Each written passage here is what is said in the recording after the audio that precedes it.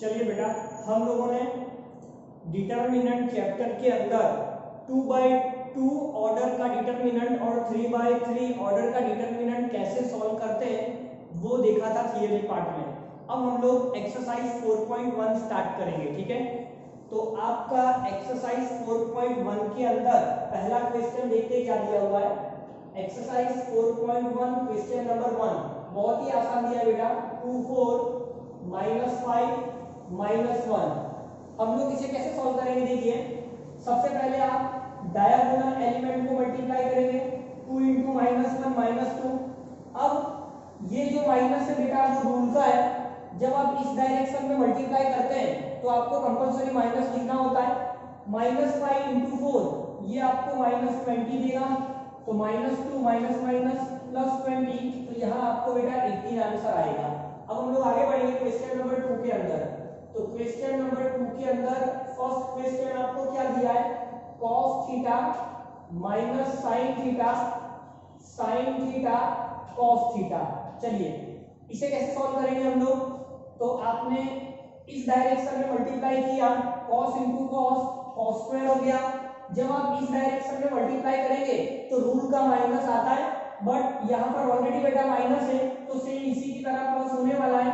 sin × sin ये हमें sin square देगा, और हम जानते हैं cos square plus sin square 1 होता है। चलिए क्वेश्चन 2 का क्वेश्चन नंबर 2, यहाँ पर भी बेटा हमें 2/2 ऑर्डर ही है, तो x² - x + 1 x - 1 x + 1 x + 1, ठीक है। तो सेम मेथड है, कोई नई बात नहीं है।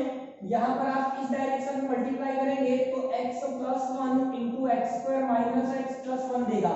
फिर आप इस डायरेक्शन में मल्टीप्लाई करेंगे माइनस करके तो x + 1 × x - 1 होगा।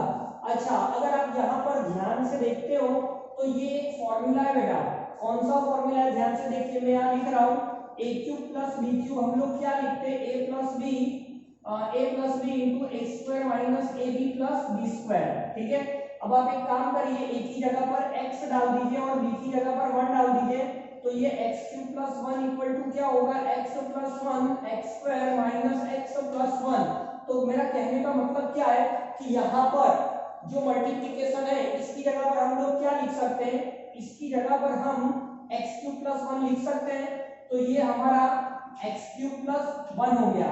अच्छा, ये भी फॉर्मूला बेटा a + b × a - b = a² - b², तो x² - 1 होगा। बट बेटा पहले भी एक माइनस है, तो x² - 1 के आगे भी माइनस है, तो साइन चेंज करके लिखना होगा। तो यहाँ पर हमें क्या आंसर मिलेगा, x³ - x² और +2। तो ये हमारा बेटा क्वेश्चन नंबर 2 होगा, ठीक है। अब इसका आंसर ले लीजिए, फिर हम लोग आगे बढ़ते हैं। चलिए अब हम लोग क्वेश्चन नंबर 3 देखेंगे।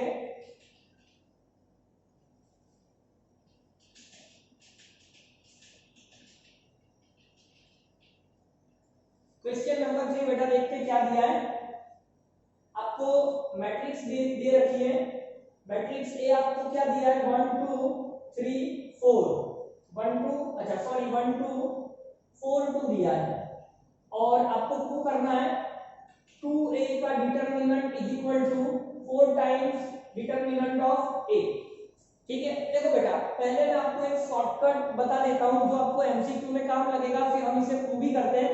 देखिए फॉर्मूला क्या होता है कि अगर आपके पास A एक स्क्वायर मैट्रिक्स है जिसका ऑर्डर n/n है, जिसका ऑर्डर क्या है, n/n, और मैंने आपको क्वेश्चन पूछा k × a का डिटरमिनेंट,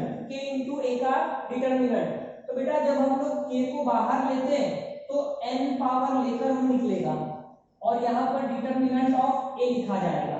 इसमें एक्चुअली क्या होता है कि जब आप कोई कांस्टेंट मल्टीप्लाई करते हैं, सपोज कि मैंने आपको एक मैट्रिक्स देके रखा है a11 a12 a21 a22, अब मैंने आपसे कहा कि ka लिखिए, तो आप जानते हो कि जब k को हम लोग मल्टीप्लाई करेंगे तो वो सारे एलिमेंट के साथ मल्टीप्लाई होगा, मतलब k a11 k a12 k a21 k a22।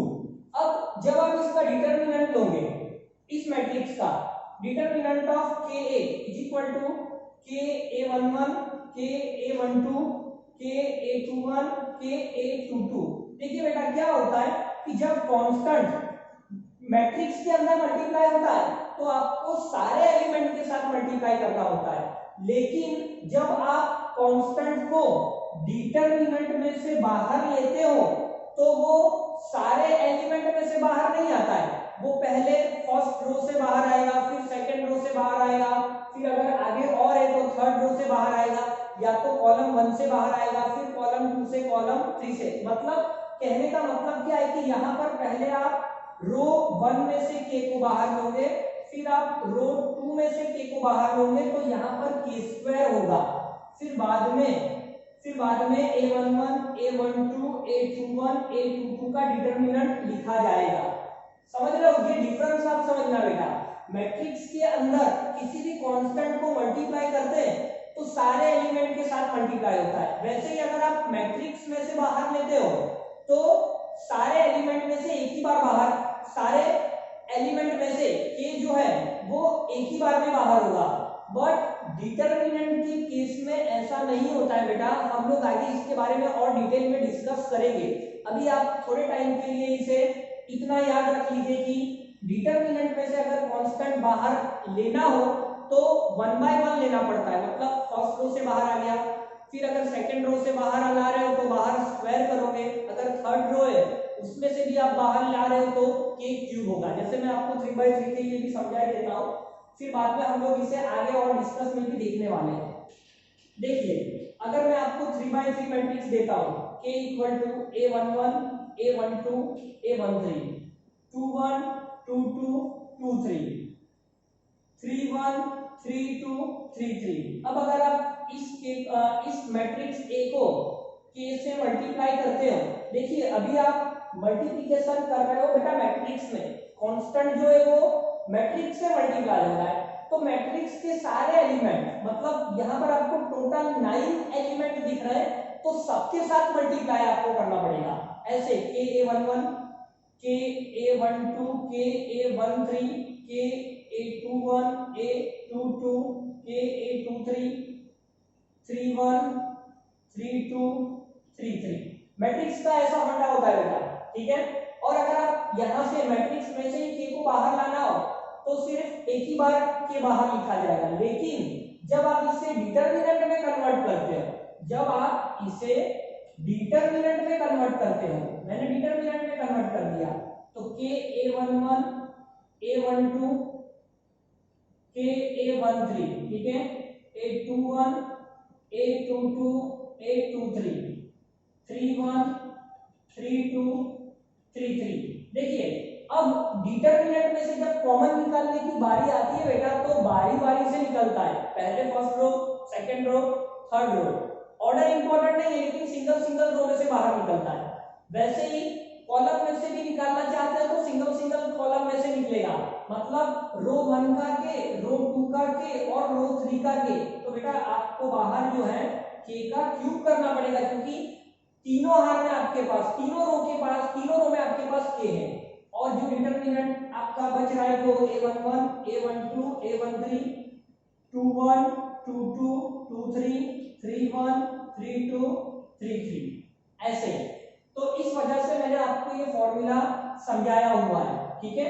इस फॉर्मूला में आप ध्यान से देखिए कि मैंने एक स्क्वायर मैट्रिक्स दी है जिसका ऑर्डर आपको n है। जब आप इस मैट्रिक्स के साथ k को मल्टीप्लाई कर रहे हो और डिटरमिनेंट ले रहे हो तो k जो है k यहाँ n/n ऑर्डर था तो k⁴n होगा। सपोज कि यही क्वेश्चन बेटा आपके लिए 3/3 में है तो आप यहाँ पर k³ लिखोगे। सपोज यही क्वेश्चन बेटा आपके पास 2/2 में है तो आप यहाँ पर k² लिखोगे। बहुत ही अच्छा एमसीक्यू है, बोर्ड की एग्जाम के लिए आईएमपी एमसीक्यू है और बुध सीटी के एग्जाम के लिए भी ये आईएमपी है, ठीक है। तो आप इसे नोट करिए और इसी के बेसिस पर आप डायरेक्टली इसका आंसर दे सकते हो। आप क्लियरली देख पा रहे हो कि आपको जो मैट्रिक्स गिवन है वो 2/2 है, ठीक है।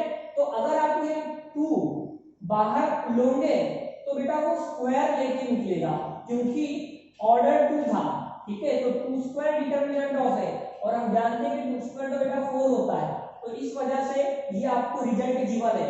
हम लोग इसे पूरी तरह से सॉल्व करके से भी प्रूफ करेंगे, लेकिन फिलहाल आप इसे डायरेक्टली भी सॉल्व करना सीखेंगे।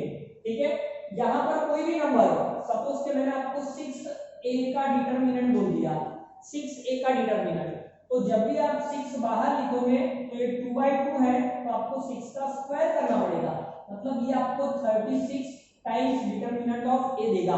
तो आई होप कि आपको ये फॉर्मूला अच्छे से समझ में आ चुका होगा। इसके पीछे का जो रीजन है वो भी हम लोग सीखेंगे कि क्यों ये सिंगल सिंगल रो में से बाहर निकलता है, इसके पीछे का रीजन भी हम डिटेल में सीखेंगे। ठीक है, फिलहाल हम लोग थोड़े क्वेश्चन कर लेते हैं। चलिए, आप इसका एलसीएम लेना चाहते हो तो ले लीजिए फटाफट। ओके, अब हम लोग प्रॉब्लम सॉल्व करेंगे।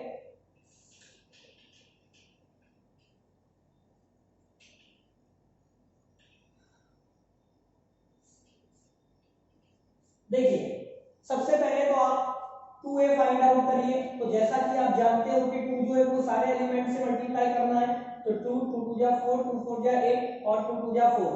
अब आपको डिटरमिनेंट लेना है, आपकी लेफ्ट हैंड साइड में क्या है बेटा, डिटरमिनेंट ऑफ 2 है, मतलब इस मैट्रिक्स का आपको डिटरमिनेंट लेना है और इसे आप सॉल्व करेंगे तो 4 2 जा 8 माइनस 8 4 जा 32।